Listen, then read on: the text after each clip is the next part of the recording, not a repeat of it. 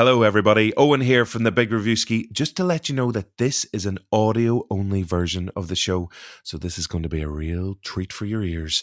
There'll be no accompanying images, so you can just sit back, relax, and let it play away in the background. And now, on with the show.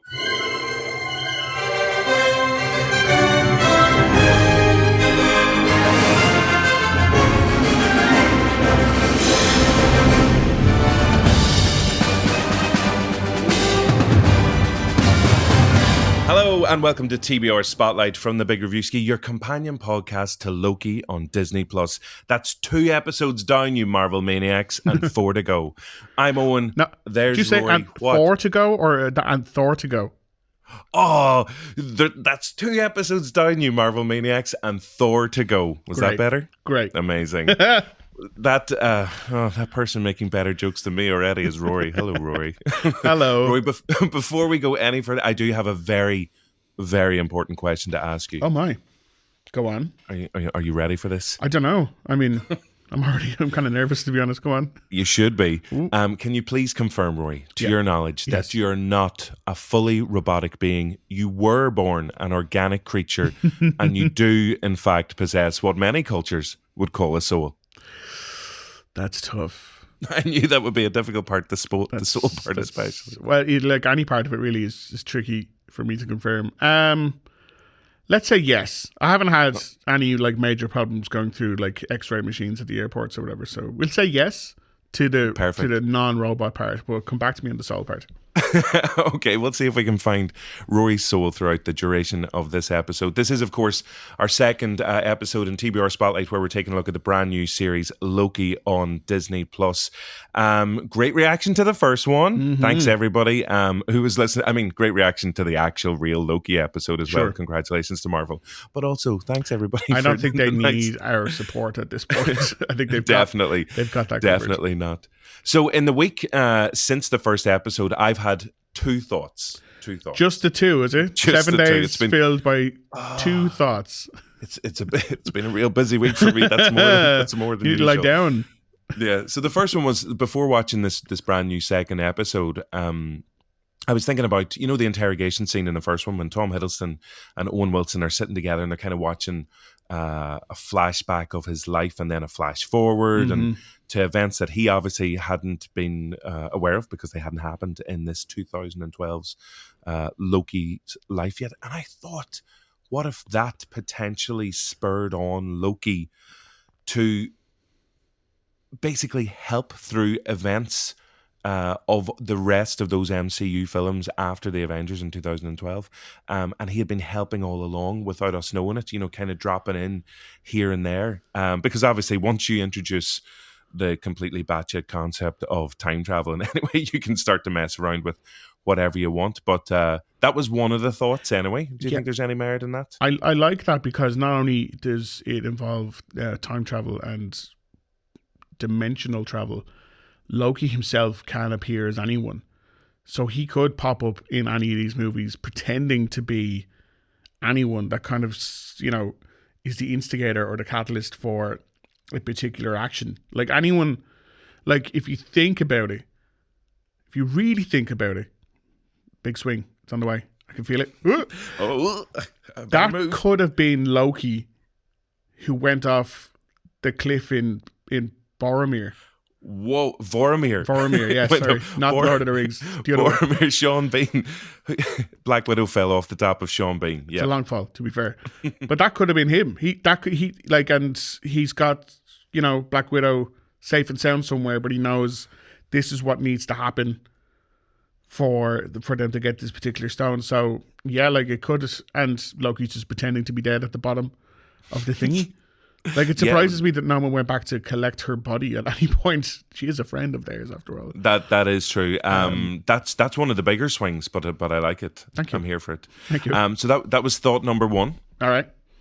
Thought number 2, and this was more kind of a real world thing in my life. I was wondering, have you noticed as you watch the episodes, have you noticed little blips happening in the show where it seems to jump slightly, or like in Fight Club, whenever Brad Pitt's character kind of adds in little things? Because I honestly think I have a really old laptop, and I Right. think it might just be my internet connection on my Are laptop. you seeing like Or set like single frames of penises in the middle of Loki?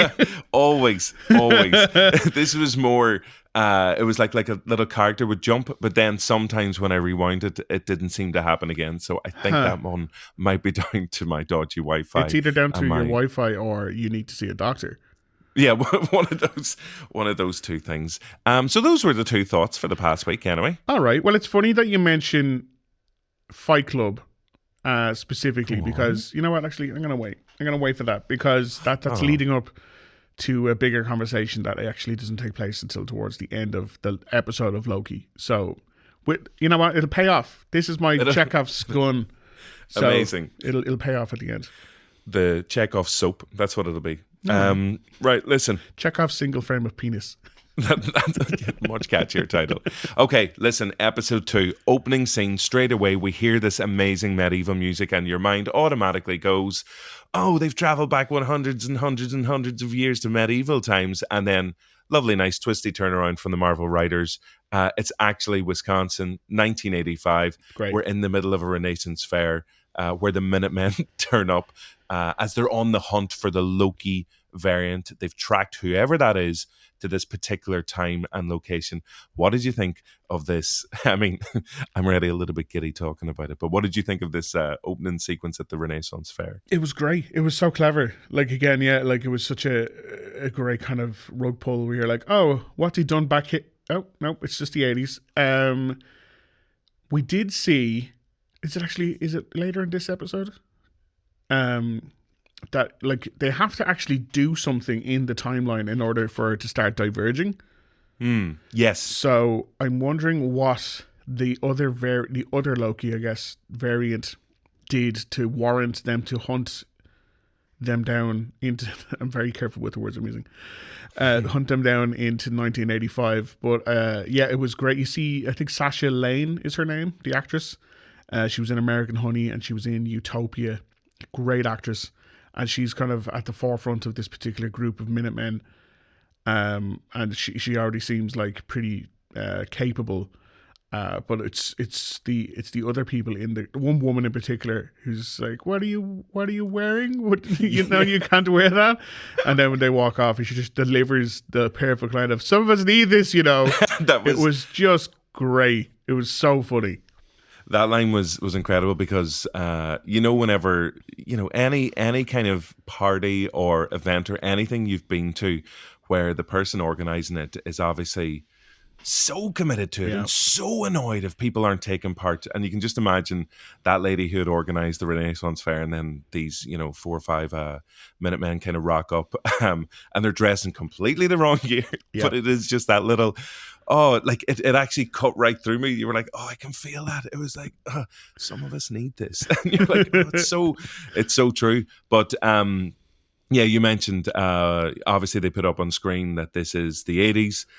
The other way we know it's the 80s because they go full kind of Guardians of the Galaxy in this opening sequence where it's fight scene set to the amazing tune Bonnie Tyler, Holding Out for a Hero, which obviously most people will know just because it's an amazing tune, also from Footloose as well. But it just suited this. It just felt like fun, just loads of fun, but also something serious going on. Yeah, it's interesting. Like, they could have picked any song from the 80s and just to really hammer home the 80s. So it's curious that they picked Holding Out for a Hero when they're fighting what we're being told is the villain. So is that a little clue, Marvel? Again, we don't get a good look at this alternative Loki. But they kick everyone's ass and they snatch another one of those kind of eraser bomb things.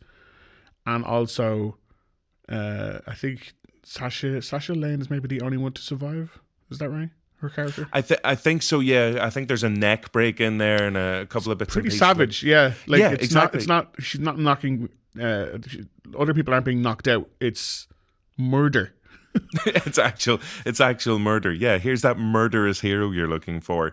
But then a lovely just like little line in the middle of all the action whenever one of them says, "What are you doing?" and they just say, "Having fun." And you're just like, yeah, they're just if it is this Loki variant, they're obviously up to no good but enjoying themselves while they're doing it. We do get a shot then of this variant holding one of the devices and tapping at the kind of the sideways iPhone / Android. Other phones are available, whatever you have in yourself. And that's sponsored by any one phone if anyone's looking. Yeah. And you see the fingers and you're like, well, whose fingers are they? Are they Tom Hiddleston's? They don't look like it. Is it somebody else? And so that was interesting. Just a nice little tease, and then the kind of the green eyes in the darkness. So no, a really fun opening, but also establishing just a couple more elements about that character and about how the TVA are actually working. And speaking of the TVA, we immediately cut back then to Loki and his brand new desk job. He's sitting there with the feet up on the desk. And I know we were talking about it last week. You're pretty excited about Miss Minutes, voiced by Tara Strong. And we actually get it, like, whatever the hell Miss Minutes actually is. It's brilliant. But yeah, obviously herself and Loki are getting on well here. Welcome to the Time Variance Authority. I'm Miss Minutes, and it's my job to catch you up before you stand trial for your crimes. So settle in. Now, hang on just a minute. And we'll get you in front of a judge in no time. Yeah, so he's enjoying his jet ski magazine. Yeah, well, it's Owen Wilson. I mean, of course, Owen Wilson has a jet ski magazine. You mentioned Wes Anderson last week, and it feels like they've lifted Owen Wilson straight out of Wes Anderson's back catalogue and said, you know what, we're going to take some of your character traits as well, no bother. And you love jet skis, so there you go. Well, he does, like, he makes a terrific argument in this scene where he says that the pinnacle of human invention was a jet ski, which is tough to argue with, especially since he knows the entire past, present, and future of humanity's capabilities, and he's decided that the jet ski was where we topped out. But yeah, we see Loki is chilling at the desk, and Miss Minutes arrives, and she seems to be both existing in the physical world, kind of. I'm not sure. Yeah, she does try to dodge being hit by the jet ski magazine. And then she jumps into the computer and she's on the screen there. Not fully sure what's going on, but I she's like something you'd see in a Pixar movie. You know, like the greatest supporting character who steals every scene that she's in. And it's great to see now that Marvel have just borrowed that idea that, yes, we're going to tell the story, obviously, the emotional thrust of everything with the lead characters, but our supporting characters are going to blow everyone away. And she's just another one. It's, I'd say it before I said it again, I want the t-shirt on. I want it. I know you. We're going to get you that t-shirt. Anybody who has that t-shirt, please send it to Rory at the Big Reviewski. That's your official address now. You mentioned Pixar and supporting characters there. The first thing that popped into my head was that little annoying paperclip character from Microsoft Word who jumps up to assist you with stuff as well, whatever his name is. Looks like you're writing a letter. You mind your own business, Clippy. So you're trying to save the universe. Can I help you with that? Obviously, Owen Wilson comes along then, and then they're bringing Loki into the field for the first time. And I know you want the t-shirt, but do you also want this amazing new jacket that Loki is sporting with variant on the back? It looks very, very cool. And obviously Tom Hiddleston can just pull that off. Yeah, what a arsehole. Just looking great in everything that he puts on. That's again, you know, whenever the next Comic-Con's happening, everyone's going to have that jacket. It's a much more achievable look than Loki's normal look, which is cloaks and horns and stuff. It's a jacket with writing on the back, and everyone's going to know immediately who you are. So that was clever. I can just see you, like sitting in your bedroom at home, like looking in the mirror, like, I've got this. Everybody slicking back their hair to make it as greasy and wet looking as possible. You've been doing that for years. It's amazing. You're quite the trendsetter.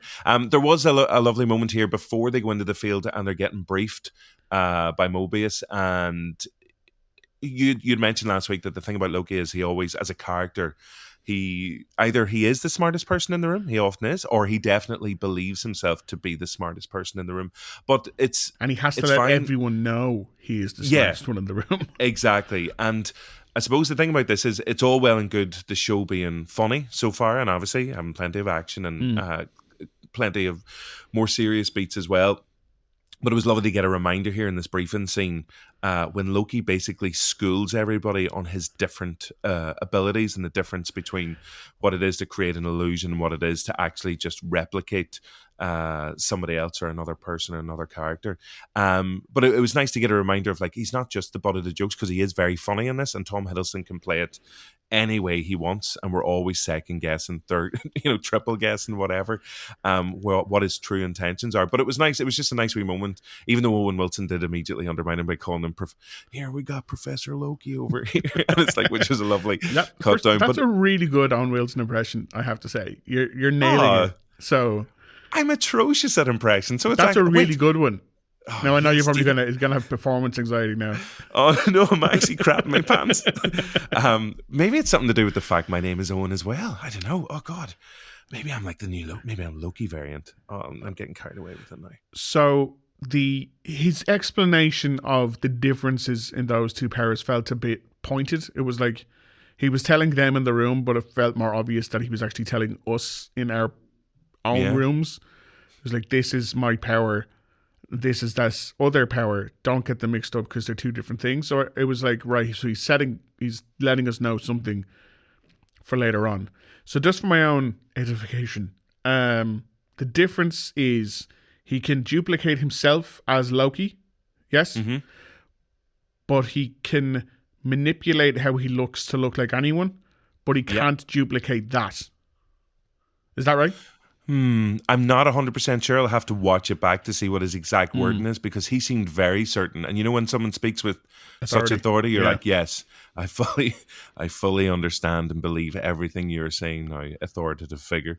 But yeah, it was basically he was getting pissed off with the fact that they were just kind of dismissing his powers and, so he can make a copy of itself. But it feels like there's some finer details there that he's definitely aware of. And it's a nice explainer for us at home as well, which I'll have to rewatch. Yeah, I think it was for me anyway, my guess was that it was setting up that I can't be creating someone else to do actions if they don't look like me. So if there's someone else who's doing bad things and it doesn't look like Loki, then it's not Loki. But if there is another one of me, then it either is me or it's someone who looks exactly like me. Because obviously they're looking for the variant, and we see that. Like, I think Owen Wilson puts up a mega mix of the different types of Lokis in existence, cool. And one of them is like a big, huge, like Hulk version. Yeah, of Loki. Like loads of different versions of Loki. I was like, which one is he going to be? Turns out none of them. But it was nice to get a glimpse into, and I'm sure this version of Loki was also looking at all those versions of Loki, going, oh wow, that's a buff Loki. That's a huge Loki, all right. Then they scoot off to, they basically go full crime scene detectives. It's like CSI Renaissance Fair. And they rock up at it. And again, this was one of those scenes where you just don't know if you can trust Loki. Because obviously Tom Hiddleston goes really serious. He's like, I see a scheme. And in that scheme, I see myself. And you're like, ooh. And then just in the back of your head, you're like, no, wait. No, he's probably trying to trick everybody again. But it was just a nice little back and forth between Mobius and Loki again, just to kind of establish their relationship. And also the fact that Owen Wilson's character is he makes the call for us. And he's like, he's lying. My ears are sharp too. So no, it was a nice little playful scene, while also giving us a little bit of insight. And well, you see, you can't really trust what Loki's saying, so you're not sure how valid any of his like comments were on that actual crime scene. Yeah, and not to jump ahead, but I'm going to just a little bit. He does reference this scene again later in this episode, and he says there was a particular reason behind those actions. And I don't know if I believe him then either. Like, it's just everything he's saying about this. I'm like, it's just a tricky proposition to have him be our protagonist in the show for the whole thing. We're like, don't trust you. No, not a single bit of trust. Because then when they end up back in the TVA after this again, and Mobius, he's sick to death of Loki's shit, and Loki's just like, I promise I won't do it again. It's like, I want to believe you so badly, but I just don't, Loki. Well, as you said, they do go back to the TVA, and there's nice bit of interplay here, the scene between Owen Wilson and Gugu and Bathu Raw, because it goes into Renslayer's office, and it's like interesting. It was I picking up, like, do these two have chemistry in terms of, like, is there a past there? Were they kind of flirting with each other as well, or are they just like really good friends? Obviously Mobius is playing up the whole, oh, your analyst on the side, there's a bit of jealousy creeping through as well. It's like, do we know who that is, or who that could be? My guess. Swing time. Swing. It's another Owen Wilson. Oh, wow. That's my big guess there, is that she has two of him. There's a variant of Owen Wilson who's just as good at the job as this Owen Wilson. But again, in that scene, it kind of feeds back to my big swing from last week. Owen Wilson's, he's just got lots of questions about those Time Lizard guys. He's like, can we meet them? And can I get into a room with them?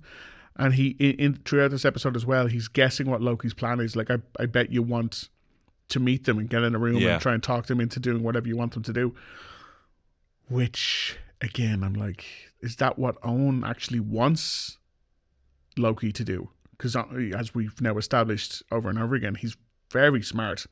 But unlike Loki, is not in the mood to tell everyone how smart he is. He's just like cards very close to his chest about his own plans and ideas. So, yeah, I don't know. Yeah, there was a couple of really interesting things in the scene as well. That line when he said he has never met the Timekeepers, and Renslayer's kind of reassuring him, is like, no, I can assure you, they're very involved in this case, very, very involved. And you're like, yeah, sure they are, when someone is telling you that and like you don't actually see the evidence of it. Because I had just presumed all along that his character, he would have seen them, he would have met them, whatever. Because then he's going back to it changes the whole dynamic of every time Loki is slagging off the space lizards, because the whole time Mobius has been defending them and saying, no, this is the way it is. But then it kind of just, he may have his own seed of doubt then as well, because he hasn't actually met them himself. And that's interesting, that big swing you mentioned about maybe a duplicate Mobius in there somewhere, because he does have that line where he's like, sometimes you just like to mix it up and you're tired of playing the same part over and over again. And that ties in with what we were talking about last week. It's like, could Mobius be a big bad? It always seems so, I mean, again, you said Catherine Hahn, WandaVision, Agatha, there are potentially some similar beats there as well. But no, just a really interesting, and big shout out to Natalie Holt, who does the music for the whole series. But there's lovely background music here, as we said, like the theremin and the On Martineau, making those real kind of... again? On Martineau. Oh my. Yeah, I know. That's my French Owen Wilson impression. But yeah, just a brilliant, cannot wait to actually get the soundtrack properly and sit down and listen to it.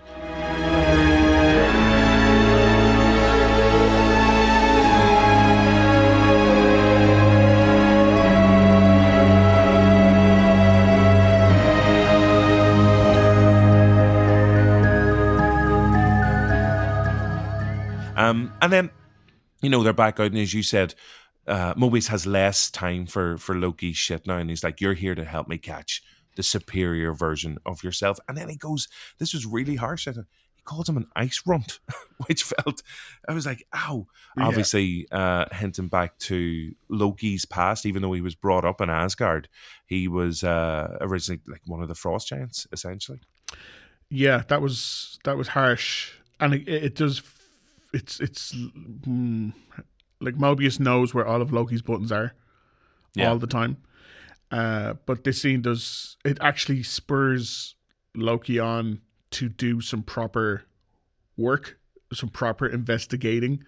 Again, kind of love that it involves files, like actual physical files.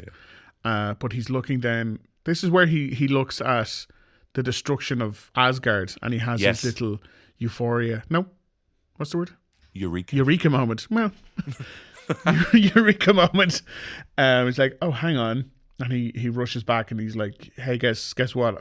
Two things. One, I'm going to ruin your salad with too much salt. That was amazing. Yeah, amazing analogy. And two, I think I figured out where they're hiding, and the explanation of where they're popping back to, because it was a question I never asked. I was like, surely they must know where everywhere they're landing is causing a time rift, and it was genius to actually have them hide under the kind of a constant horizon of a terrible event that is going to set the slates kind of clean anyway. And they proved that by going to Pompeii just before Vesuvius goes up. And Loki's just having a blast in Italian, telling everyone, he's like, guess what? You're all going to die, lol. I think he's actually, not to be, as you can hear from my own Martin, though, my amazing French, I think he's going full Latin there for Pompeii at the time, basically. Yeah, si, senor. But no, going back to just the salad and the files and the amazing bit of shh when he's shushing his fellow researcher there as well, and she actually, that lady gets a shout out in the credits as well at the end, which is lovely. It's just like archives shusher Zelly Avradopoulos. So like if that was my part, I'd be like, that's Perfect. Me, my best role I've ever played. Interesting as well. They're listening to the music in this scene is Bach on a air and a G string, where they, not that one, Rory, where they obviously you can see that Renslayer has got all these collected items from throughout history. Yeah. And then obviously in the TVA, they're just listening to music that they like, that have been discovered like through humanity or in the universe as well. So that was just an interesting detail as well. But I loved as well, as you said, this storytelling device. It just felt like, oh, that's a new kind of plot element that I haven't, my brain hasn't come across something like that before, where it was like the variants or the bad guy is hiding in an apocalypse and we wouldn't know. It just felt very clever and made loads of sense immediately within the context of the show and within the universe. So I love that, because there's an earlier part where they describe what a Nexus event is, and my brain was like doing, oh, come on, try and work out what they're trying to say here. And it's like, Nexus events happen when somebody does something they're not supposed to do, which leads to a chaotic alteration of a predetermined outcome. And the only reason I was able to is because I had written it down. But that doesn't happen if something like an apocalypse is happening, which then leads us on to, let's go and test the theory. And we've seen Pompeii, or people speculated that it was Pompeii in the trailer. And I was wondering when they're going to come to the, every time you see a trailer, you're like, oh, when are they going to actually reveal that moment in the actual series? So I'm delighted it's actually come quite early in the series. Just before they get to Pompeii, Casey is back, eating his lunch as well. Whenever Loki steals his juice. Poor Casey. He just looks at Loki, he's like, you!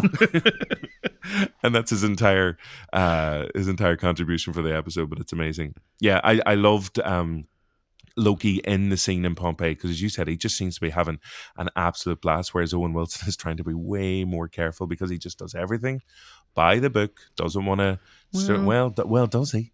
See, being there at all isn't by the book. He just... That's true, actually. Loki kind of tempts him into it as well. Yeah, but like, again, I don't know how much he's being tempted and how much he's testing out his own plot to see how much he can get away with. Like, because now Mobius knows people can hide in the apocalypse as well. Should anyone else need to? But yeah, I had the same kind of brain tumble dryer moment where they were explaining the Nexus points and then they have to get cancelled out for the line to go back, and I was like, but if you can see the passage of time, then you already know that someone's being sent to cancel out the Nexus point. So surely it wouldn't matter, because you'd see it on the timeline that it's been cancelled, because you can see into the future. So it's like they do their best to try to explain all of it.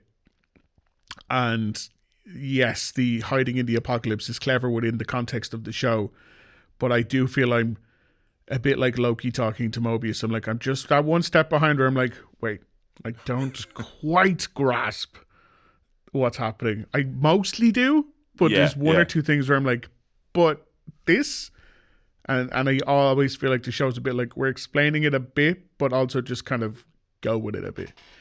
Which is fine, because I'm got it. 100%. I know we had said that obviously Owen Wilson goes very Owen Wilson with his Jet Ski magazine as well. There's also the bit, I don't know if it was in the script or if it's improvised, but it's when Owen Wilson wants Loki to start doing something just to disrupt Pompeii before the volcano erupts, and he just wants to start small, and he's just like, just make some bird noises? you know, and it's just like, and Loki's like, no, and he decides to free his horned friends, the goats, essentially. So that's a lovely little scene, obviously, again between them. Then back to the TVA, more jet ski chat, where, as we all established, the early 90s, the pinnacle of humankind. But this felt very like Loki the devil on Mobius's shoulder, and I thought it was going one way when it was like, Mobius is like, the TVA is my life, and then they start having this much more deep and meaningful conversation about creation and life and death and free will, and I was like, whoa, this is getting heavy. But ultimately it all leads to Mobius having his moment of clarity, and running off and going, that's it, we need to basically check these files and discover what's going on here exactly, to whittle it down to the exact apocalypse that they're looking for. But what did you, I suppose that just kind of ties in with the theory again, potentially, that this is Mobius going down a potentially darker path. Yeah, I did enjoy that conversation, because it started off with Loki saying, how could it be that they've created everything? And then Mobius just flips it on him. He's like, well, who created you? Yeah. And it's like, Odin or whoever's like, and who created him? So you can't keep going back. You can't argue that one way and then not have it argued back to you, which I thought was great. I do have so everyone in the TVA was created by the Time Lizards, and they're supposedly eternal or immortal or whatever, but they could still just have their necks broken in the real world. Is that right? So did half of them disappear during the snap, or no? Did they just come into work one day and they're like, where's everyone? Well, you presume if Thanos is by clicking his fingers in the snap, that was across the universe. So you would expect. Wait, does one and a half of the Timekeepers space lizards, did they disappear as well? But basically, I was wondering that as well, because because what we're building up to now is this big showdown in the Roxxcart shopping mall in 2050 in Alabama. So they work out that this is obviously the place where it could be, because of the kablooey chewing gum or bubble gum, the candy that we had seen in the first episode. And it's lovely, again, just those little details coming back and a bit of detective work. And here we go. What was it? Oh, there was the extinction of the swallow as well, which sounds terrifying. It's like, please don't let all the swallows die. But I was wondering that about this real world, because Loki can just use his magic again, no bother, once he's out of the TVA, it seems, obviously, when he dries his clothes. But then again, like the Minutemen, like they obviously just can be hurt here in the real world, and there's that risk there for him. So the Roxxcart showdown is like a mini action movie in itself, essentially, from the introduction of the location. Yes, I think I didn't get action movie. I got serial killer movie. Oh, I got like David Fincher 7. Remember I said it was going to pay off? The Fincher from earlier. Of course. Chekhov single frame of penis. Yeah, I definitely got like serial killer vibes from it. That, again, going back to the press conference that we attended just before the show started, the head writer said, and the director actually said, that this scene in particular was a nod towards Seven and Silence of the Lambs and Zodiac, in that like it's detective work and it pays off in a hunt for a particular killer. And even the camera work, the lighting, everything about the scene was so particularly Finchery. But when they do eventually meet who they're there to meet, again, I'm being very careful with the words I'm using. It reminded me of one particular 90s serial killer movie, and I'm wondering if you've ever seen it. Do you ever see a film called Fallen? Dumb and Dumber. Yeah. Fallen. No, remind me. Denzel Washington is the lead detective in it, and he's hunting someone. Oh, and they can change body. They can touch bodies, and it passes their kind of this serial killer solve from one person to the next just by touching their hands. And watching through the scene as they, go from one person to the next just by touching them, I was like, oh my, that's Fallen. That's a deep cut, because Fallen's not a great movie, to be honest. Well, but, like, I was going to say, I completely forgot that film had existed. But yeah, that kind of technique of just transferring body, which I loved, because I thought like the first guy that they came across who's like, oh, there's a hurricane sale half off, like looking at the plants. I was like, okay, well, it's obviously not going to be the first person they find, but then it was. Yep. And obviously a brilliant opportunity for all these actors in this scene to all channel their inner Tom Hiddleston playing Loki, and like a series of brilliant performances as it changes from character to character. But I completely forgot, maybe for the best, about the existence of Fallen. Yeah, like, I mean, if this episode brings a bit of a Fallen renaissance back, you know, I'd be fine with that. So you'll suddenly see it number one on whatever streaming platform it's on. But yeah, it was interesting that the movie, or this episode, did lean so hard into that 90s vibe of serial killer thrillers that all, you know, those the ones that all kind of felt a little bit the same, like Copycat and The Bone Collector. Exactly. Yeah. Yeah. But then when they did the touchy hand thing, I was like, oh my god, it's Fallen. Oh my god, it's Fallen. And no one's gonna get this reference. Yeah. So then they touch hands, and they. Damn it! Actually, it goes into the body of the agent who hates Loki. Yes, B13, I think, or B15 is her name. Yes, and the rest of them discover the other agent who's kind of talking in tongues. She's yes. looks completely terrified From the opening scene. Yes, and then eventually we do kind of come face to face with both the actual villain and their nefarious plan. I was shocked at the extent of what, because I was aware of what they were doing in the previous scenes, and then when it was all kind of grandly revealed, I was like, oh, that's bad. So let's talk about this reveal then, because obviously Loki variant is moving from body to body. Yes. And our Loki, Tom Hiddleston, is kind of calling them out. He's like, show your face, you know, stop being a coward. They have a fight with a Hoover, all that kind of crack, which is like, you know, again, as I said, action movie. You know, what action movie have you seen where they don't have a fight with a Hoover? He's got some brilliant lines. He does his "sheath your smom," which is the most like Tom Hiddleston line ever. And then whenever the character is revealed as this lady, and the actress's name Sophia DiMartino, yes, who I did not know. I didn't. So like, you know, obviously whenever the hood comes down and you see the face, I was like, I don't know who you are. I mean, like, I have no idea. But you could see, obviously, she is Loki, and she has her own little version of like the little horned helmet. Like, she's got tiny little horns there as well. And you see an immediate twist in our original Loki when he's like, basically tries to recruit her and says, like, do you want to come and work for me and basically be my lieutenant or whatever? So then, what is it about? What did you think of this reveal? First of all, were you like, "Oh my god," or this is kind of maybe what I was expecting anyway? No, like I wasn't expecting, because last week our guess was, well, my guess anyway, was that it might be like Frost Giant Loki, like just Loki in blue when he wants to get revenge on whatever. Mm-hmm.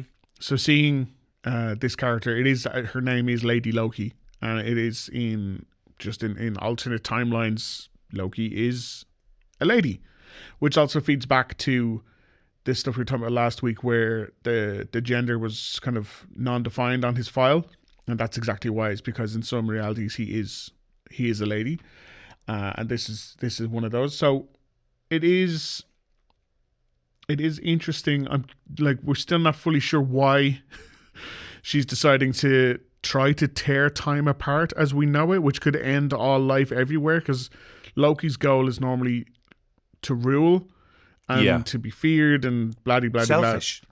Yeah, and destroying everything for everyone everywhere isn't selfish. It just seems a bit overkill. It's a real dick move. Yeah. So we're not sure why Lady Loki's doing this, but when we do see her do like portal the kind of eraser bombs all across all of the timeline, and landing because we only really see the aftermath of it from the TVA's perspective, as they're watching the timeline just completely fragment, and everyone in there starts to lose their shit entirely.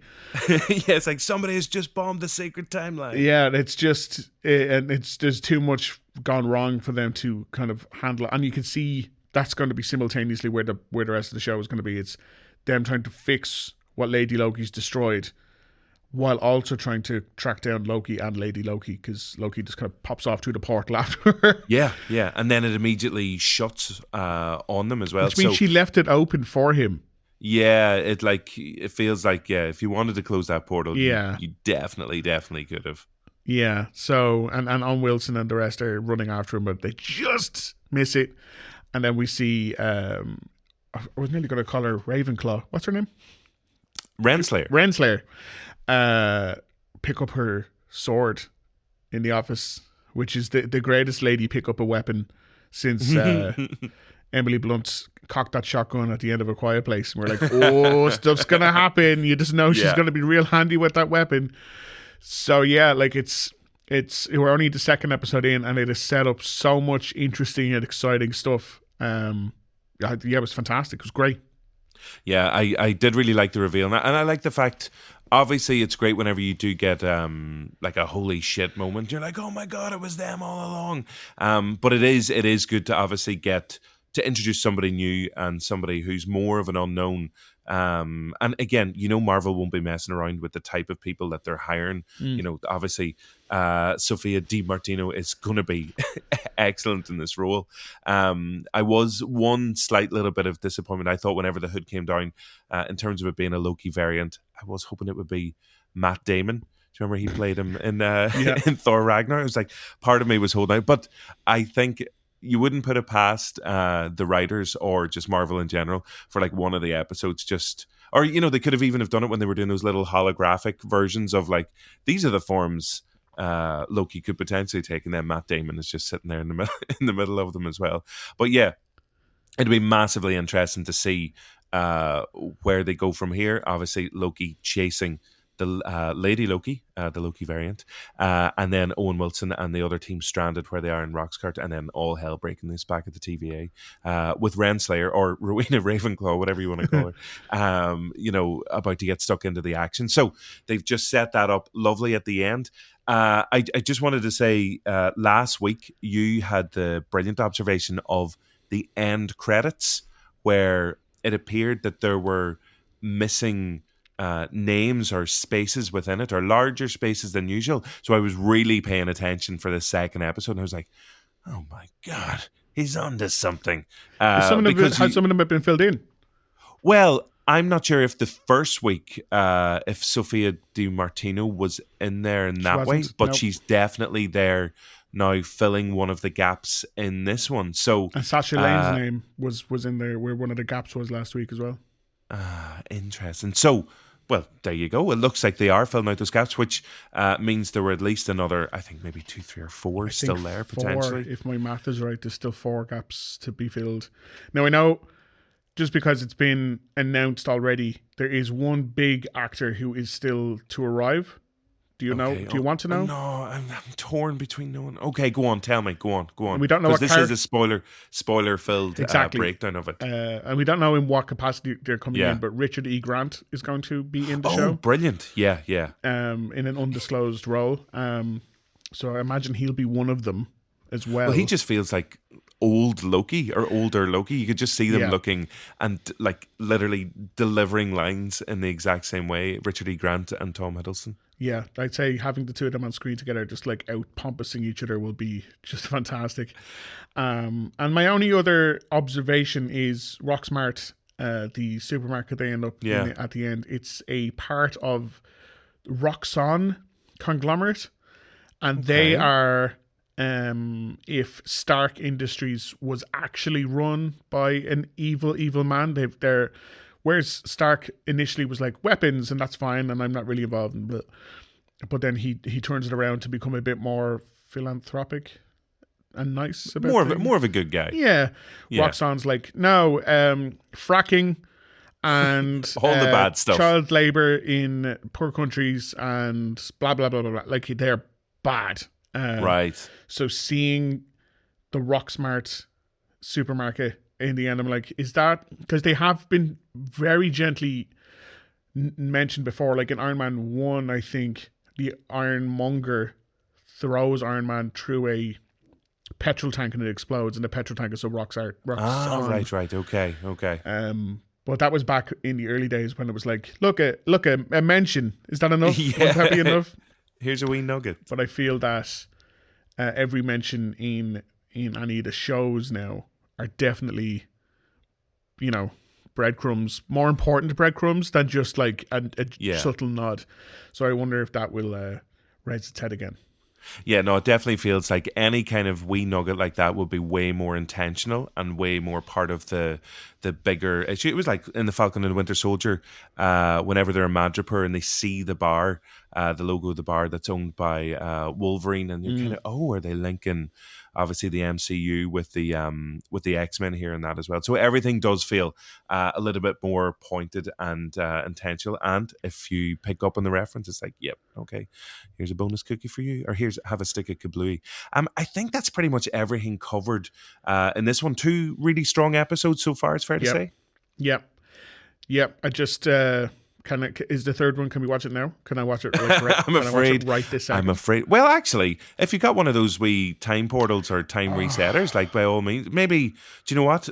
No, I was like, we'd watch it and we'd end up being attacked by the TVA because we've broken the sacred timeline by going and skipping ahead. But I'm already excited for 8 a.m. next Wednesday. I'm already excited to not sleep on Tuesday because it's like Loki Eve.